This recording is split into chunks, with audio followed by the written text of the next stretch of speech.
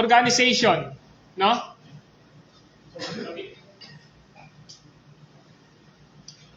Lahat po ng organization, gaano man kaliit at kalaki, o yung tinatawag na samahan, ito man ay sa negosyo, ito man ay sa civic o sa civil, sa government, lahat ay may panuntunan.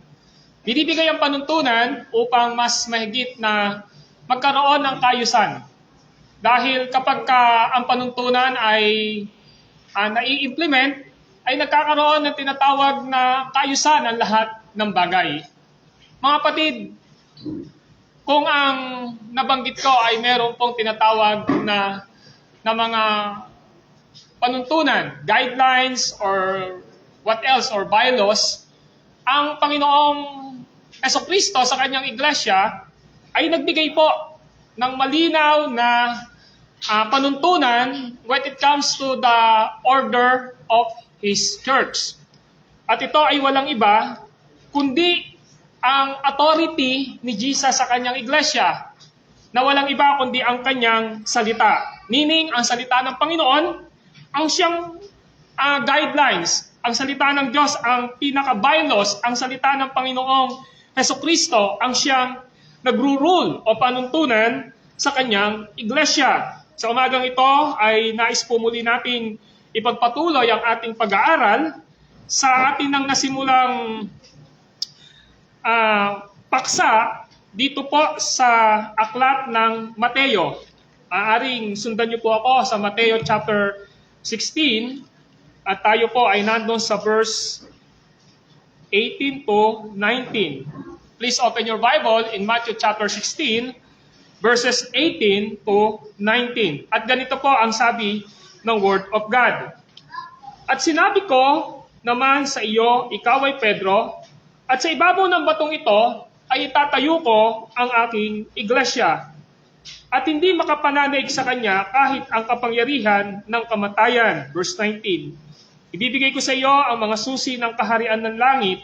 Ang ipagbawal mo sa lupa ay ipagbabawal sa langit. At ang ipahintulot mo sa lupa ay ipapahintulot sa langit. This is our part 6 ng ating pag-aaral sa series po natin ito. Once again, ang ating pong tema sa pag-aaral for this topic, si Kristo ang nagtayo ng ating church o ng ating iglesia. Pero ang title po natin, based on verse 19, is ang kahulugan ng mga susi. The meaning of keys. Malinaw na binabanggit sa verse 19, ibibigay ko sa iyo ang mga susi ng kaharian ng langit. Ang ipagbawal mo sa lupa ay ipagbabawal sa langit. Ang ipahintulot mo sa lupa ay ipapahintulot sa langit. Kung meron po kayong handout, limited po ang naiprint ko, 20 pieces lang. Naubos na, Timothy? Okay, ilan pa? Meron pa rin sa harap na paibigyan. Brad. Meron pa ba? Ha? Okay. So, nabanggit ko na po yung introduction ko kanina, pero maaari nyo po ako sundan dyan. Last time po kasi, hindi po pinakinabangan ang aking ginawang PowerPoint, ano? So, kaya sabi ko, i-hard copy ko na lang, ano? Hindi na doon sa ano. Okay, sabi ko po rito, sa pagpapatuloy ng ating pag-aaral, atin ngayong itutuloy na tatalakayin ang pinakamahalagang confession of faith na naisulat noong 1563, ang Heidelberg Catechism, Lord's Day 31. Question and answer 83, 84, and 85. Now, this is the question, 83. Ano-ano ba ang mga susi ng kaharian ng langit? Usually, itong question 83 pong ito ng Heidelberg Catechism na sulat noong 1563 ay kinuha po sa Matthew chapter 16 verse 19. And I quote, ibibigay ko sa iyo ang mga susi ng kaharian ng langit. Now, the answer of question 83 ay ito. Answer, ang pangangaral ng banal na ebanghelyo at pagpapairal ng disiplinang Kristiyano.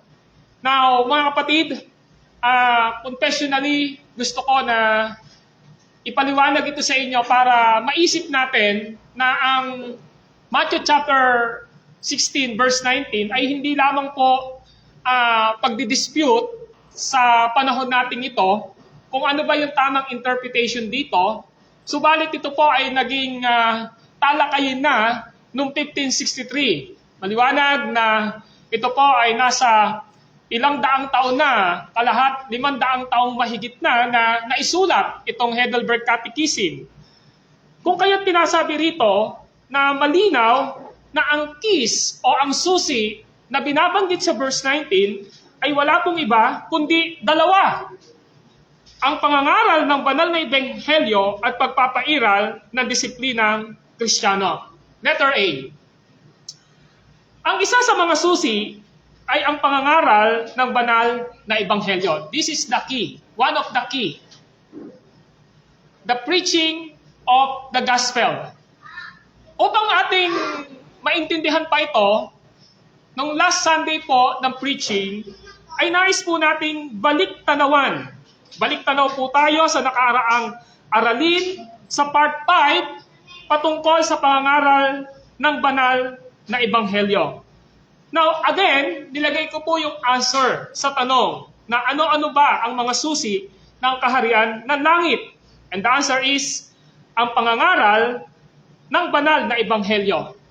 Itong pangangaral ng banal na ebanghelyo pong ito, nakita ng sumulat na si Nalasala Gaspar Albianos na sumulat ng Heidelberg Catechism, galing po ito sa Juan chapter 20, verse 23. At nandiyan po yun, ang sabi dyan, and I quote, ang patawarin ninyo sa kanilang mga kasalanan ay pinatawad na nga. Ang hindi ninyo patawarin ay hindi nga pinatawad. Ano pa yung context na ito na ating pinag-aralan last Sunday? Ang susi upang maintindihan natin ang verse 23, muli po ay aking sisipiin, ang patawarin ninyo sa kanilang mga kasalanan ay pinatawad na nga. Ang hindi ninyo patawarin ay hindi nga pinatawad. Binanggit ito, pero ang pinaka-susi dito sa verse 23 ay ang verse 21. At ano ang sabi ng Word of God? Sinabi naman ni Jesus, sumainyo ang kapayapaan. Kung paanong sinugo ako ng Ama, gayon din naman sinusugo ko kayo. Mga kapatid, ito ay tumutukoy sa pagsusugo ni Kristo sa mga apostol or disciple upang ipangaral, ituro o ibahagi ang ebanghelyo ni Kristo na nag-iisang mensahe para sa katubusan ng mga makasalanan. Ginawa ni Jesus ang pagsugo at pagbilin na ito sa mga apostol o disciple dahil siya ay luluklok sa trono ng kalangitan. At kailangan na may gumanap ng mga gawaing pangangaral at pamamahala ng kanyang iglesia, kung kaya't binigyan ang mga apostol o disciple ng katiyakan na siya'y kasama nila sa pamamagitan ng banal na Espiritu. Ayon po ito sa verse 22. Basahin po natin. Pagkatapos, sila'y hinangahan at sinabi, tanggapin ninyo ang Espiritu Santo. At sa Mateo chapter 28 verse 20, tandaan ninyo, ako'y laging kasama ninyo hanggang sa katapusan ng sanlibutan. So ito yung promise ni Jesus Christ sa kanyang mga disciple, na ang context ay pagkukomisyon o pagsugo, pero sinasabi niya na sa inyong paghayo, sa inyong pagganap ng pangangaral o pagpapahayag ng ebanghelyo ng pagliligtas ni Kristo, ay kasama ninyo ako. Kasama ninyo ako as a God sa pamamagitan ng banal na Espiritu. Because Jesus, in this particular passage, of course, ay umakyat sa langit sa kanyang physical na kalagayan. Kaya ngayon, si Jesus Christ is seated in the throne of heaven. Nakaupo po siya doon. Pero yung pangako niya, as always He with us, ay pinasabi niya na sa kanyang pagiging Diyos ay kasama natin siya. Kaya ang sabi niya ay ito, sila'y hinangahan at sinabi, tanggapin ninyo ang Espiritu Santo. So they already received the Holy Spirit, at sinabi ni Jesus in Matthew 28 verse 20, tandaan ninyo, ako'y laging kasama ninyo hanggang sa katapusan ng sanlibutan. What is the purpose? Bakit po ito sinabi?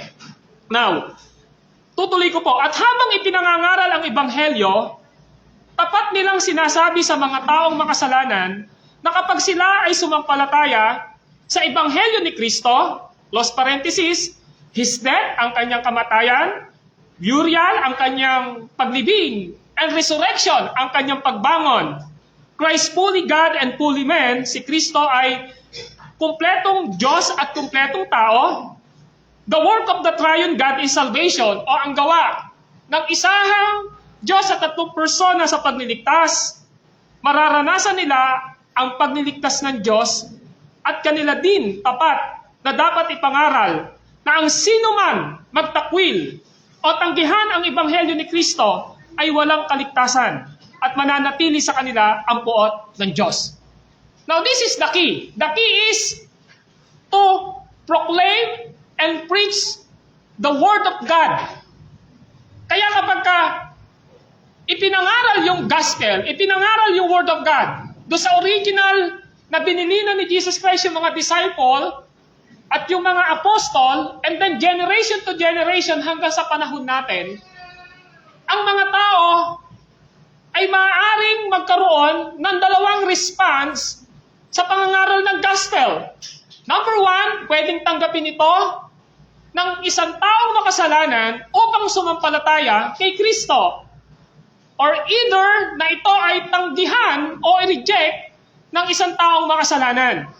Kaya, ang sabi ng Juan 3:36, ang manalig sa anak, si Jesus Christ, ay may buhay na walang hanggan.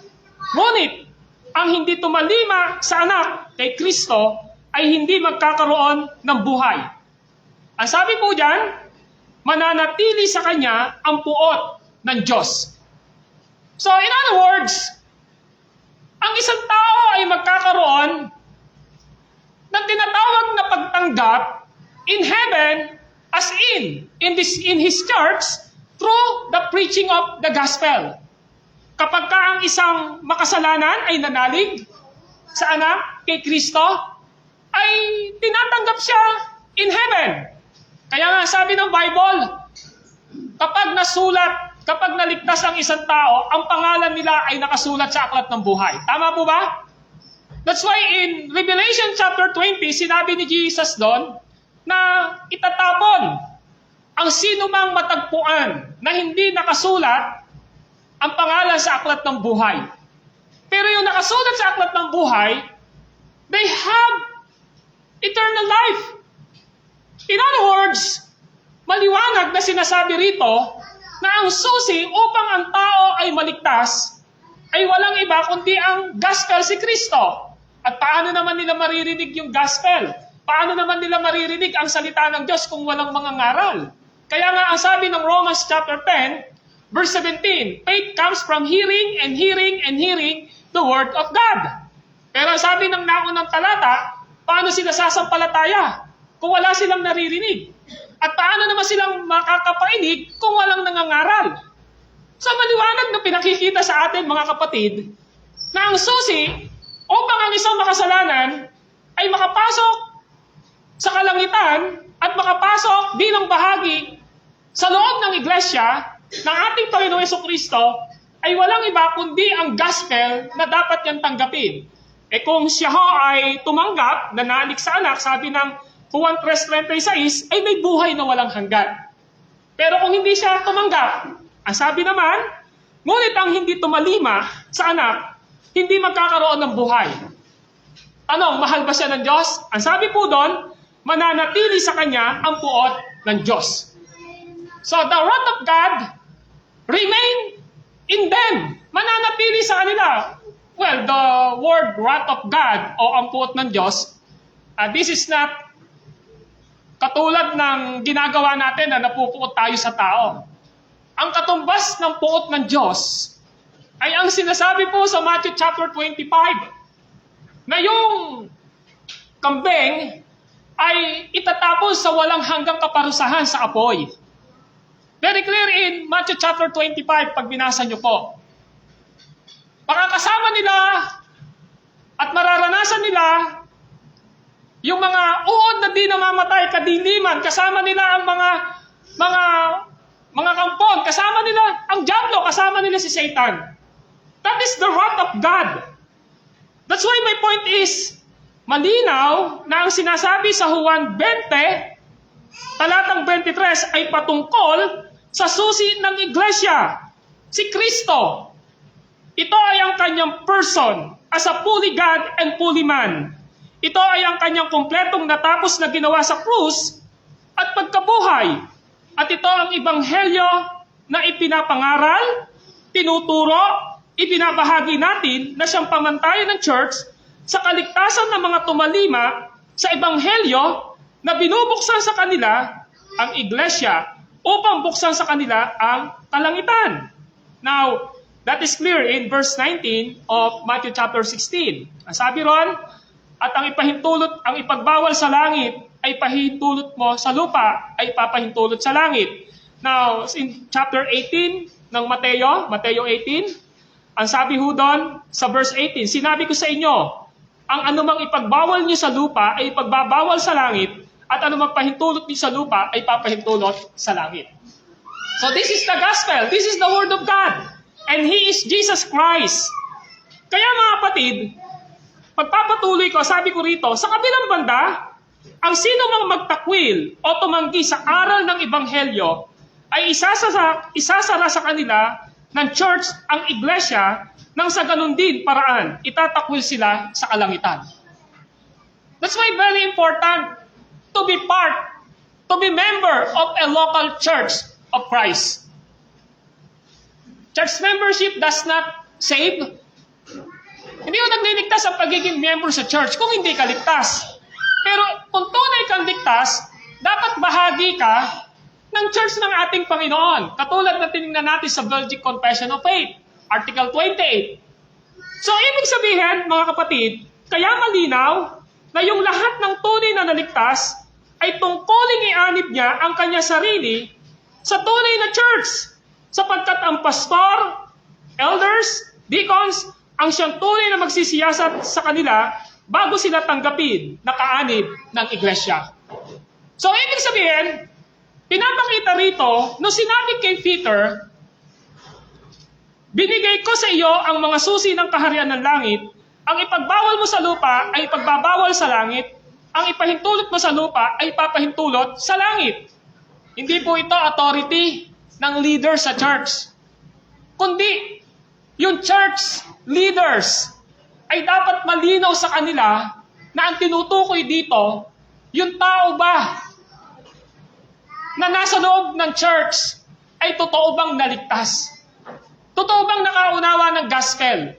At tungkulin po ito na i-enlighten and i-confirm ng pastor, ng elders, ng deacons before they will receive as a members of the church. Why? Dahil ang pinag-uusapan po dito ay ang command ni Jesus Christ. Baka magkaroon ng tinatawag na perception na dahil sumisimba, dahil pumunta sa church ay ligtas na. Going to church doesn't mean that you are truly saved. Dapat nating maintindihan na tayo ay nag-church, sumasamba, bahagi ng simbahan na ito, at patuloy na nagpapatuloy sa kalooban ng Panginoong Diyos because we already saved by Jesus Christ sa ating mga buhay. Now, letter B. Higit pang pagpapalinaw at pagpapaliwanag sa pangangaral ng banal na ebanghelyo na susi sa kaharian ng langit, batay sa salita ng Diyos ayon sa aral ng Heidelberg Catechism 1563 AD. Question 84. Paano ang kaharian ng langit ay nabubuksan at nasasarahan sa pamamagitan ng pangangaral ng banal na ebanghelyo? Now, this is the answer. Pakinggan niyo po. Sa ganito, ayon sa atas ni Kristo, Matthew chapter 28 verse 19, na ito ay dapat ipangaral at hayagang ipatotoo sa lahat at sa bawat mananampalataya na kapag sa pamamagitan ng tunay na pananampalataya ay pinaniniwalaan nila ang pangako ng ebanghelyo lahat ng kanilang mga kasalanan ay totoong pinatawad ng Diyos batay sa katwiran ni Kristo. Timothy, pakiangat ng konti. Yan po ay sabi sa John chapter 3, verse 18, 36, Marcos chapter 16, verse 10 or 20. Sa kabilang dako, kapag ipinahayag at ipinatotoo ang Ebanghelyo sa lahat ng di mananampalataya at sila'y di tunay na nagsisi, sila'y nasa ilalim ng puot ng Diyos at walang hanggang sumpa habang sila'y hindi sumasampalataya. Ikalawang Thessalonica chapter 1 verses 7 to 9, Roma chapter 2 verse 2 and 13, Juan chapter 20 verses 21 to 23, at ang Mateo chapter 16 verse 19. Ayon sa patunay ng Ebanghelyo, sila hatulan ng Diyos sa kasalukuyan at sa darating. End quote. Ngayon ang tanong, paano ang kaharian ng langit ay nabubuksan at nasasarahan sa pamamagitan ng pangangaral ng banal na Ebanghelyo? Number 1, Timothy, medyo ilangat ko. Yung hindi yung binog, yung... Okay. Number 1, thank you. Ang pangangaral at pagpapatotoo sa Ebanghelyo. So, ibig sabihin, as long as the church or even individual believers ay nangangaral at nagtuturo ng salita ng Panginoong Diyos, ay merong ginagawa si Kristo. Sabi ho dyan, sa number 1, ang pangangaral at pagpapatotoo sa Ebanghelyo ay ayon sa atas ni Kristo. Maaaring para sa atin, yung Matthew 28 verses 19 to 20, galing po sa Magandang Balita Biblia, ay medyo, ano na tayo rito, palasak na sa atin, itong Matthew 28 verses 19 to 20. Subalit, when it comes to the commission of Jesus Christ to His church, as mandated to preach, to go and make disciple and preaching the gospel, ito ang sabi, kaya humayo kayo at gawin ninyong alagad ko ang lahat ng bansa. Bautismohan niyo sila sa ngalan ng Ama at ng Anak at ng Espiritu Santo. So nangangahulugan, yung church ay meron siyang tinatawag na mandato. At ano yung mandato ng church? Go! Sabi ron, humayo kayo. Ang sabi ron, gawin ninyong alagad ko ang lahat ng bansa. Bautismohan niyo sila sa ngalan ng Ama at ng Anak at ng Espiritu Santo. At turuang sumunod sa lahat ng ipinag-uutos ko sa inyo.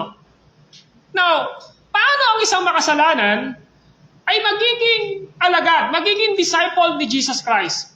When the church teach them the gospel. Kapag ang church ay nagtuturo, kapag ang church ay nagpapahayag, kapag ang church ay nangangaral na salita ng Panginoong Diyos sa makasalanan. Amen po ba?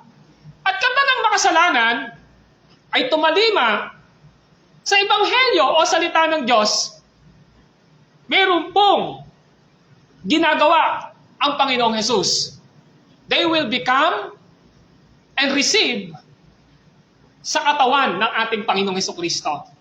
At doon nagkakaroon ng tinatawag na pagmamature ng kanilang pananampalataya sa pamamagitan ng pagtuturo na salita ng Panginoong Diyos. Because the word disciple, this is coming from the Greek word matetes, and literally means student and learner.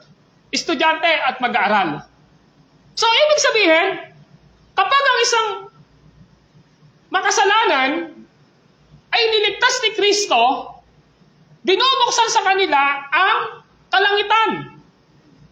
At binubuksan sa kanila ang church upang siguraduhin na sila ay may buhay na walang hanggan at kabilang sa katawan o sa church ng ating Panginoong Hesukristo. Amen po ba? So yun yung ibig sabihin dito. Kaya, pangalawa, tingnan natin na ang Ebanghelyo ay dapat ipangaral at hayagang ipatotoo sa lahat, sa bawat mananampalataya. Ang sabi po ng ng Heidelberg Catechism ay ito, na ito ay dapat ipangaral at hayagang ipatotoo sa lahat at sa bawat mananampalataya, na kapag sa pamamagitan ng tunay na pananampalataya ay pinaniwalaan nila ang pangako ng Ebanghelyo, lahat ng kanilang mga kasalanan ay totoong pinatawad ng Diyos batay sa katwiran ni Kristo. Based on Christ's righteousness. Lucas chapter 16, verse 10, letter A. Pagkatapos nito, sinugo ni Jesus ang kanyang mga alagad sa buong sanlibutan. Ipinangaral nila ang banal at dililipas na balita ng kaligtasang walang hanggan. So malinaw na si Jesus Christ mismo, as He commissioned and sent the apostle or the disciple, saan daw? Sa buong sanlibutan. That's why, sa Gawa chapter 1, verse 8, nang dumating ang banal na Espiritu, bago dumating ang banal na Espiritu, sa Gawa 1:8, sabing ganon, at magiging saksi ko kayo sa Jerusalem, sa Judea, Samaria, hanggang sa dulo ng daigdig. Now, you see the scope of Christ's commission to His disciple? Hindi lamang para sa Jerusalem, kundi sa Judea, Samaria, hanggang sa dulo ng daigdig. In all 7 continents of this world. So, ibig sabihin, this is the scope of evangelism. Ano ang ibig sabihin nito? Sa verse 18, makikita natin, sa letter B, sa verse 18, ng Juan chapter 3, verses 18 to 36 ay ito, hindi hinahatulang maparusahan ang nananampalataya sa bugtong na anak ng Diyos. Ngunit hinatulan ng maparusahan ang hindi nananampalataya sa Kanya. Verse 36, ang nanalig sa anak ay may buhay na walang hanggan. Ngunit ang hindi tumalima sa anak, hindi magkakaroon ng buhay. Mananatili sa Kanya ang puot ng Diyos. Mga kapatid, mga kaibigan, ano yung na-observe nyo rito sa John chapter 3 verses 18 to 36? Dalawa. Ang sabi ni Jesus Christ, yung tao na sumampalataya kay Kristo, sa Kanya ay hindi nahatulang maparusahan ang nanampalataya sa bugtong na anak ng Diyos. Pero ang tanong, paano yung hindi sumampalataya? Ang sabi, ngunit hinatulan ng maparusahan ang hindi nananampalataya sa Kanya. Now that is very clear in verse 18. Na meron ng dalawa na pinapakita rito na antithesis when we compare yung sasampalataya sa gospel, may buhay na walang hanggan. If they have eternal life, meaning the heaven received them. Amen po ba? And the church should be receive them as a member of the church. Ngayon, kung hindi sila tumalima sa gospel, sinara po ang heaven sa kanila at ang church ay isinara sa kanila. And what is the consequence? Ang sabi ho doon, mananatili sa kanila ang puot ng Diyos. In verse 36, mananatili sa Kanya ang puot ng Diyos. So mga kapatid, malinaw na pinakikita sa atin dito na ang usapin ng Matthew chapter 16, verses 19 ay mahalaga. And we are blessed dahil alam natin na heaven is already open for us. Pero ang tanong natin, paano natin malalaman na ang heaven ay binuksan sa atin? Paano natin malalaman na ang pangalan natin ay nakasulat sa aklat ng buhay na iniingatan ng tinatawag na kordero? In Revelation chapter 16, pagdating ng Revelation chapter 20, kapag ikaw ay tapat kay Kristo, tapat sa Diyos na nagmamahal at tapat na bahagi ng kanyang katawan. So, ibig sabihin, hindi po pinahihintulutan dito na matapos tayong maligtas, magiging lone Christian tayo o nag-iisang Kristiyano. Wala pong ganon. Because typologically, ang church ay katawan ni Kristo. And everyone who believe in Jesus Christ should be a part of His body. Kaya, malinaw po, mga kapatid, na ang Ebanghelyo ay dapat ipangaral at hayagang ipatotoo sa lahat ng bawat mananampalataya. Number 3, ang ebanghelyo na ipinapangaral at ipinapahayag ang hahatol sa ayaw sumampalataya at tumalima sa ebanghelyo ni Kristo. The pastor has no authority in his own wisdom para sabihin niya na you are not saved. Kahit kagalit mo pa yung isang taong iyon. Hindi o. Ang nagdi-decide po at nagdi-determina kung paano naligtas ang isang taong makasalanan ay wala pong iba kundi mismo ang ebanghelyo ni Kristo.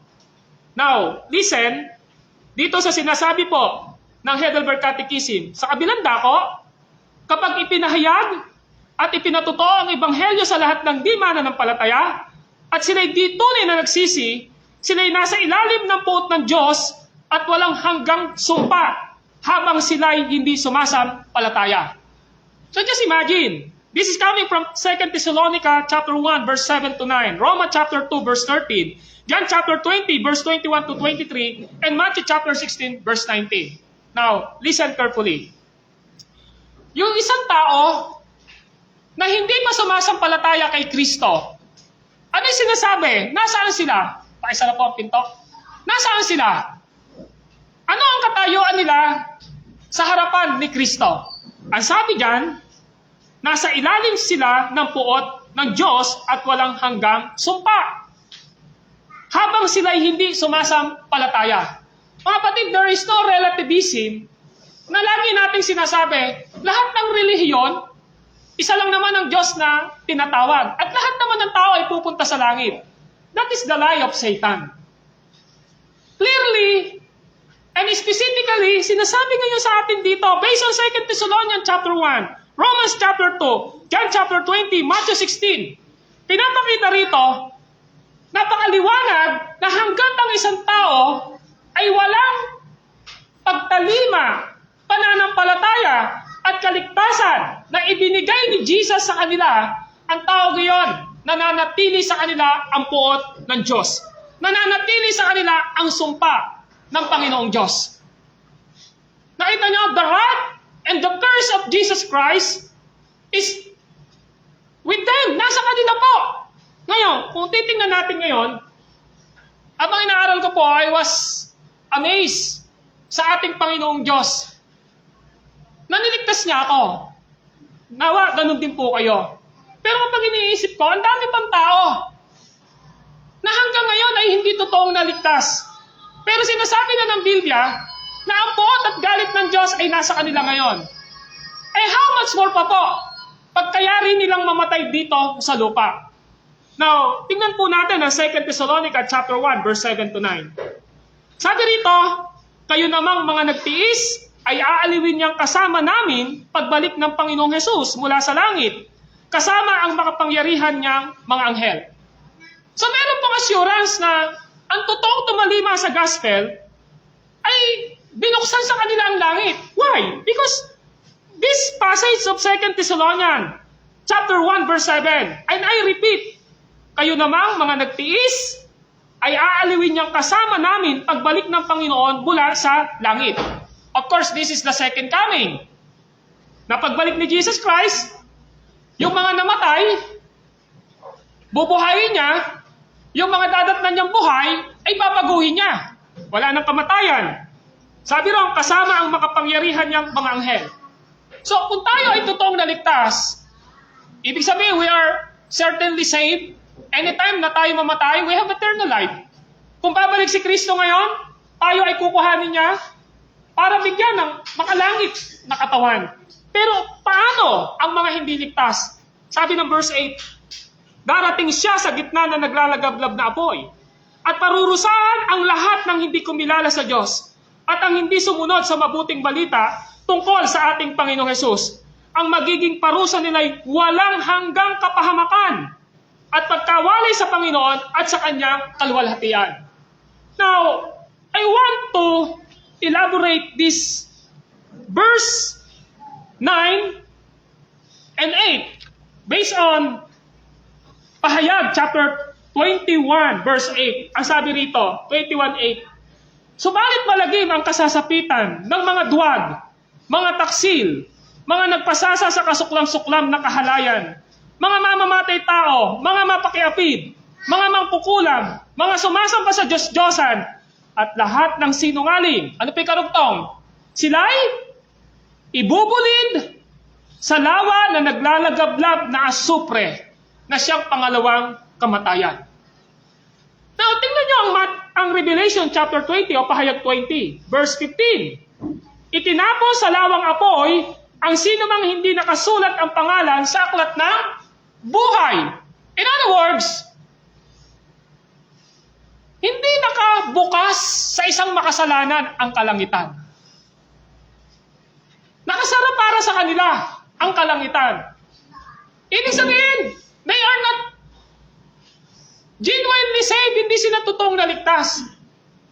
Kaya dito, pinakikita ngayon dito sa atin, na kapag dito sa lupa, ang church ay nangaral, at yung isang makasalanan ay tumalima sa gospel at maliwanag sa kanya ang ebanghelyo, tinatanggap sila sa church as a member.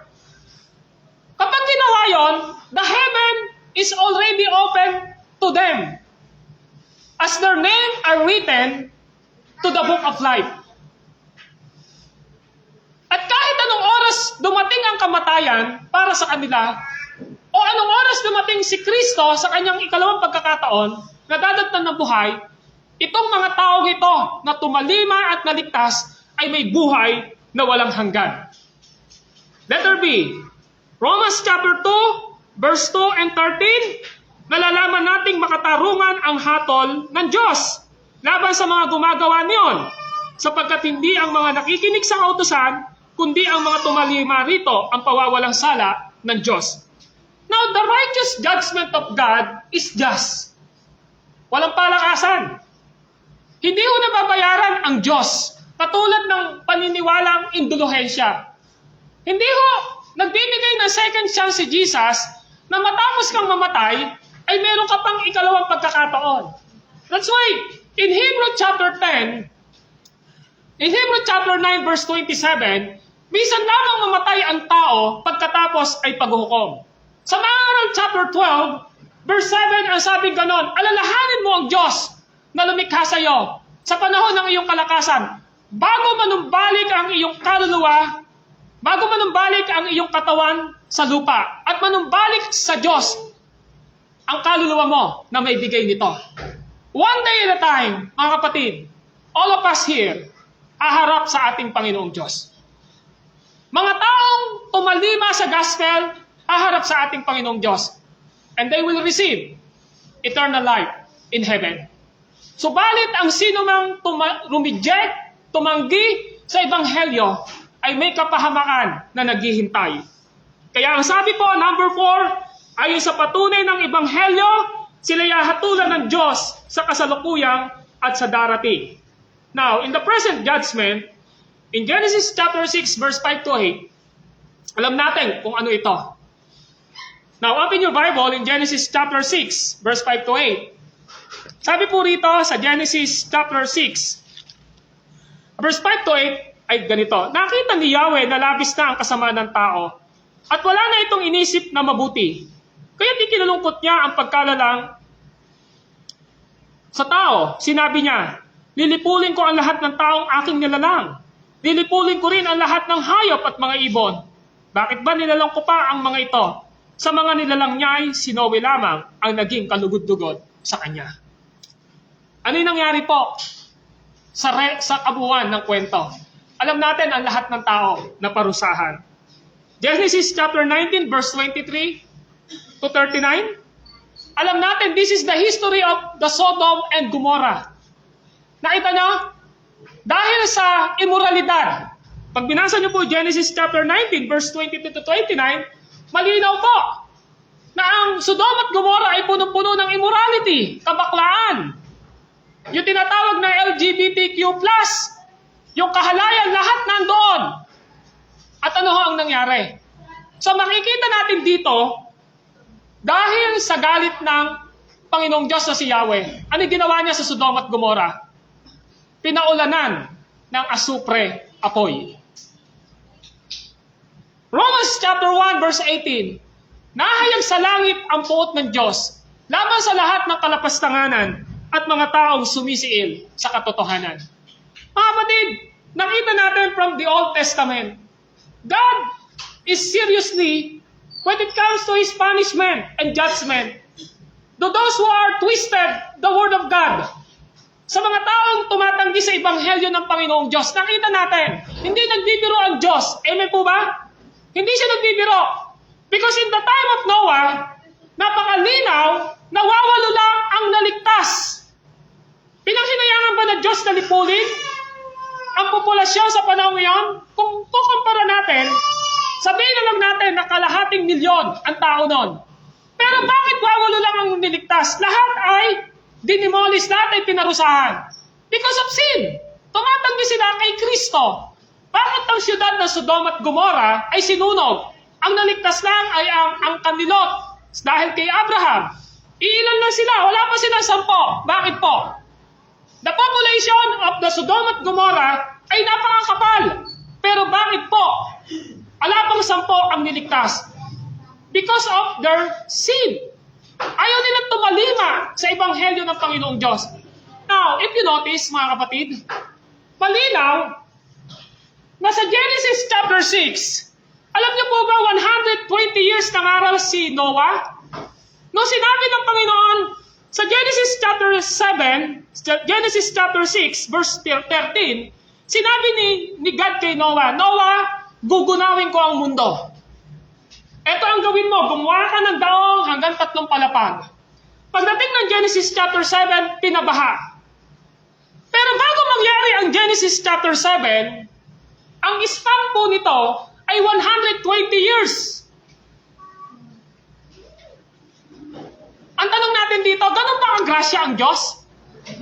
Nang sinabi niya kay Noah, sa Genesis chapter 6, sabi niya, Noah, gugunawin ko ang mundong ito. Parurusahan ko ang lahat ng taong hindi tatalima sa akin. Ginunaw ba agad ng Diyos? Pinabaha ba? Hindi po. Dahil ang span ng Genesis chapter 6 and 7, 120 years. Ang tanong naman dito, may ginawa ba si Noah para ang tao ay maligtas? Now, open your Bible in 2 Peter. 2 Peter po, please open your Bible. In 2 Peter chapter 2, verse 6. Tingnan po natin kung may ginawa si Noah. For almost 120 years, may ginawa ba si Noah para yung mga tao ito'y maligtas? Sabi po na 2 Peter chapter 2, verse 6 ay ito. Now listen. Basahin na po natin yung verse 5. Dahil sa kasalanan ng tao, nakita niyo po yon? 2 Peter 2:5. Dahil sa kasalanan ng tao, noong unang panahon, ginunaw ng Diyos ang daigdig sa pamamagitan ng baha. Bakit daw ginunaw? Sa kasamaan ng tao. Tama po ba?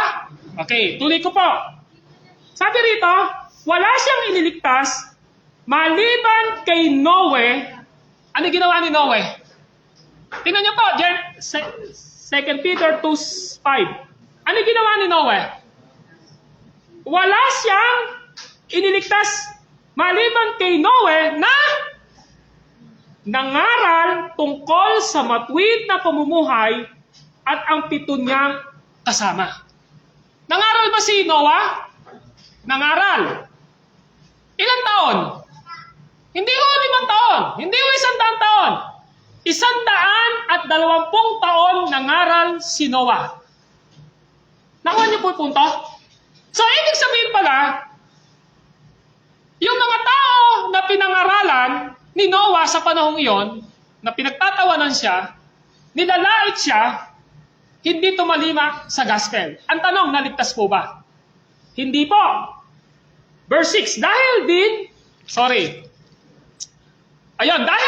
sa kasalanan, sinumpa at tinupok ng Diyos ang mga lungsod ng Sodom at Gomorrah upang ipakita sa masasama ang kanilang kasasapitan.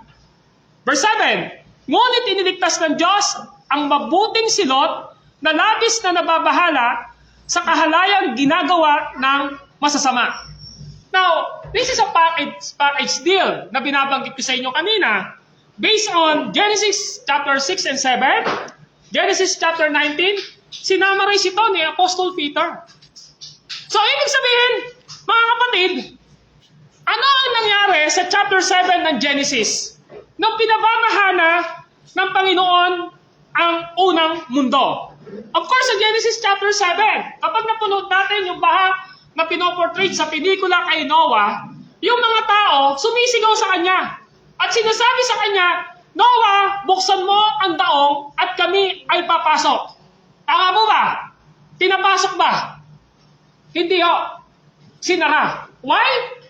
Because they are not received the righteous preaching of Noah.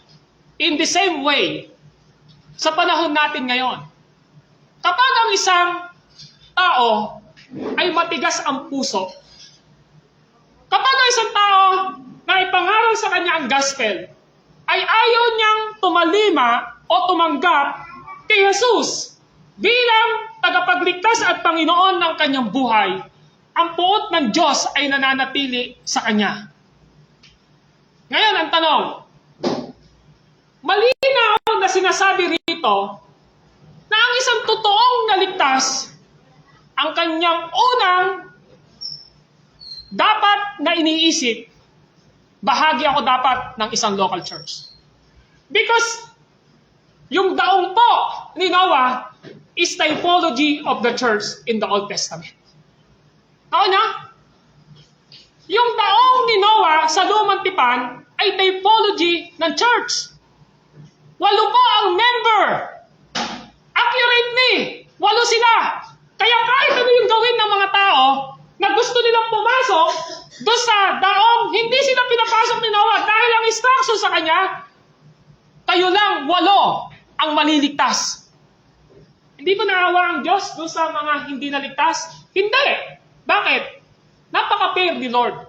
120 years nangaral si Noah based on 2 Peter chapter 2, verse 6. Pero ang tanong, ano yung ginawa ng mga tao? Ang tigas ng puso nila.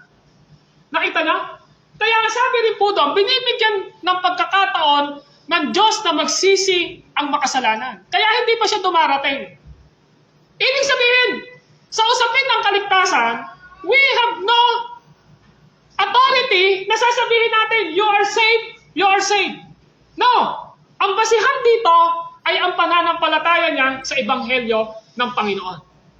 Kaya sorry to say po, may mga tao na naging practice na po ng church na when it comes to salvation po, mapakalinis po at mapakalinaw ng banal na kasulatan.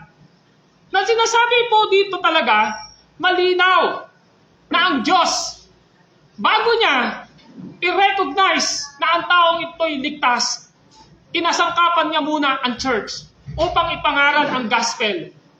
At dahil naligtas siya, under the preaching of the gospel in that local church, doon sa mga taong naligtas ay dapat bahagi siya ng isang local church dito sa lupa. Tatanggapin siya sa loob ng local church. Amen? So, ibig sabihin, naalala niyo, sabi ko nung nakaraan, sa iglesia, sa church nga lang, hindi ka pa makapunta eh. Sa langit pa kaya? Di ba sinabi ko nung ano yun? Nakita ko yun sa isang Facebook. May sense, di ba? Gustong-gusto mo na pumunta sa langit, pero dito sa church, ayaw mong pumunta. Napaka-illogical, di ba? Before you be a member ng isang organization, eh kailangan mo munang maging kabahagi sa kanilang membership, di ba? So, ibig sabihin, malinaw na ang church ay binigyan ng authority ng ating Panginoong Diyos sa pamamagitan ni Kristo sa kanyang salita na ang sino man tumalima sa gospel ay dapat tanggapin at buksan ng iglesia bilang bahagi ng iglesia at patunayan na mayroon totoong kaligtasan. At ang langit ay binuksan sa kanila. Pero ang problema po dito in the future judgment. Napaliwanag ko na sa inyo kanina sa Pahayag 20 verse 14 to 15, ang sabi ron, lahat ng hindi matagpuan ng pangalan sa aklat ng buhay ay itinapon sa lawak apoy.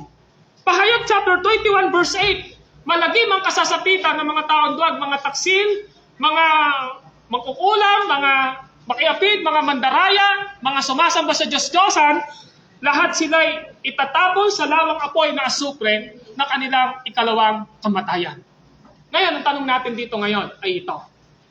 Napakahalaga po pala ng church ng ating Panginoong Jesucristo. Amen po ba?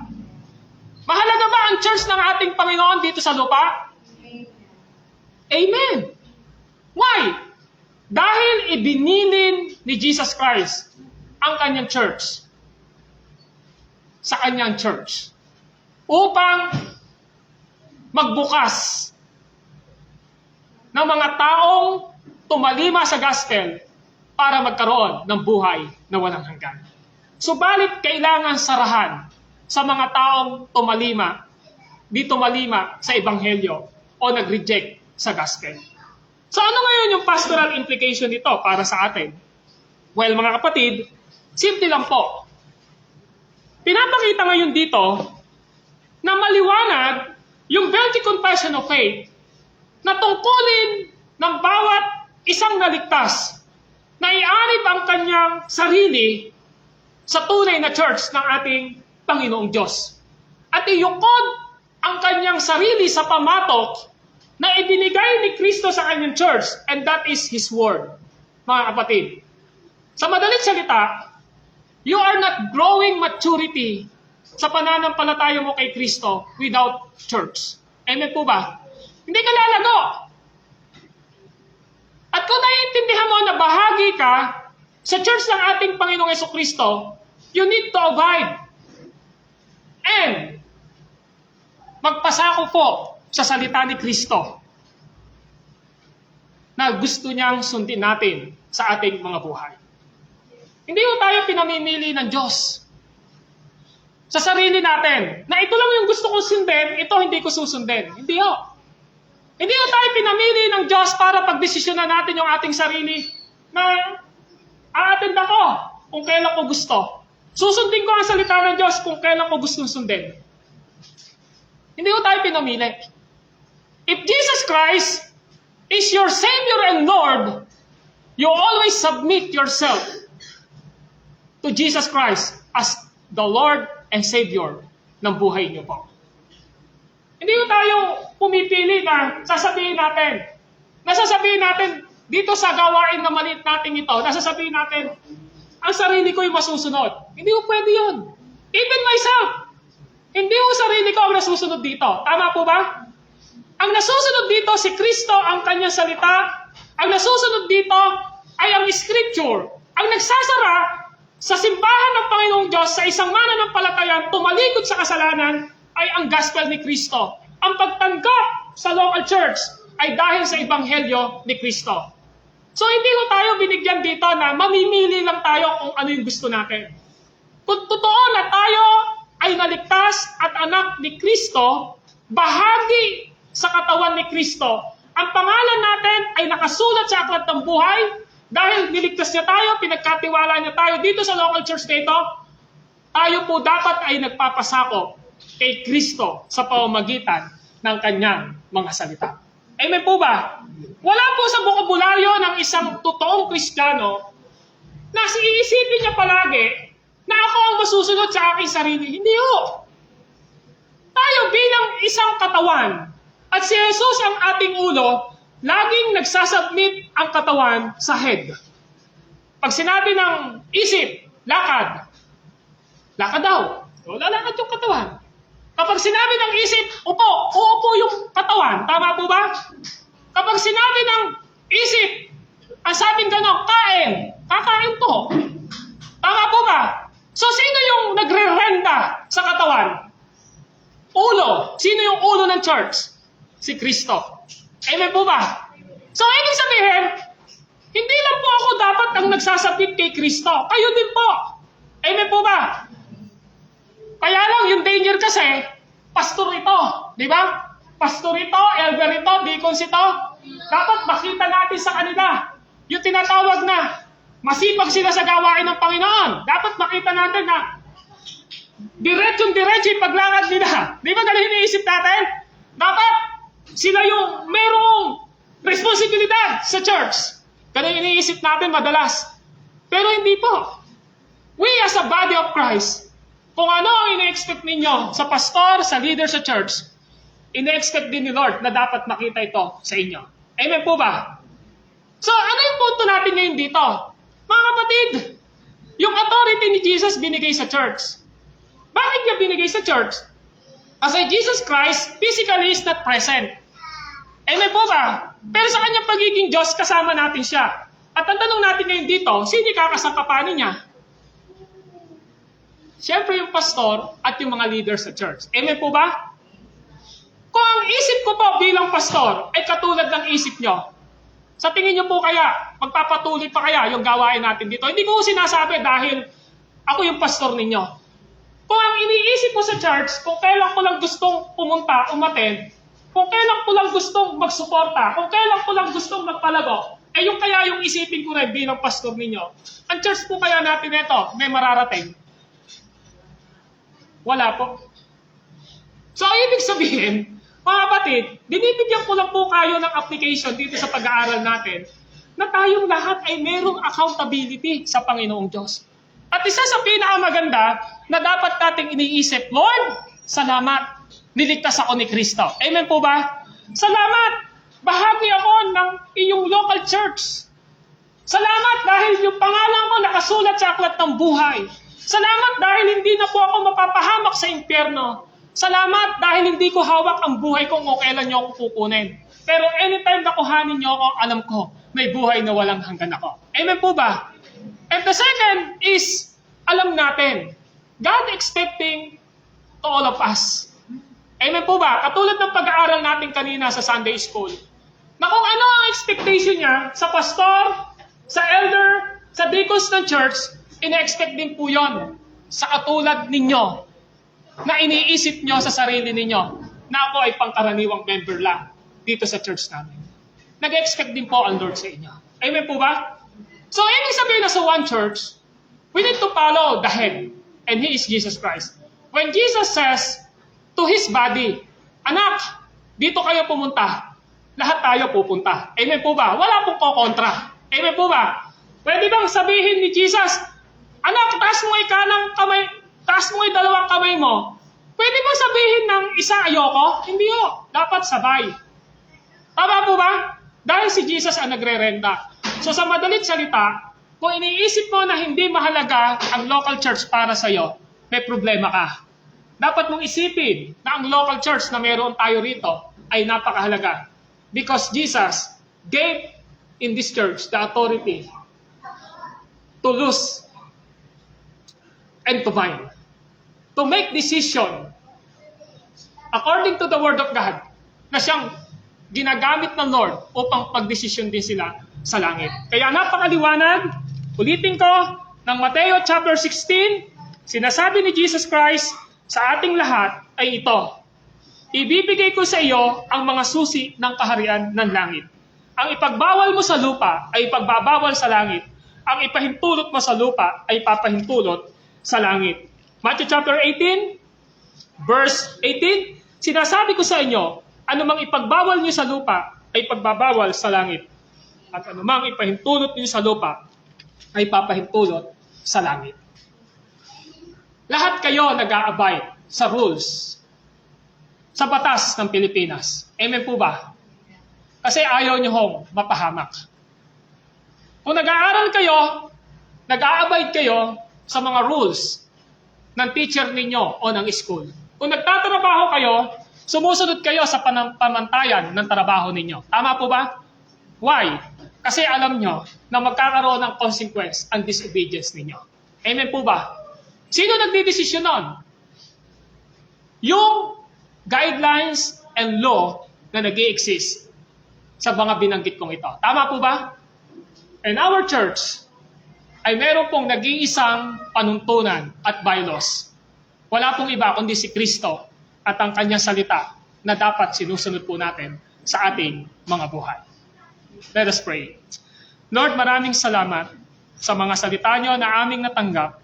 Dalangin ko, pagpalain nyo po ito sa puso naming lahat. This is our prayer. In Christ's name, amen and amen. Okay, ngayon po, dako po tayo sa, this is the first Sunday tayo po ay, amen, meron po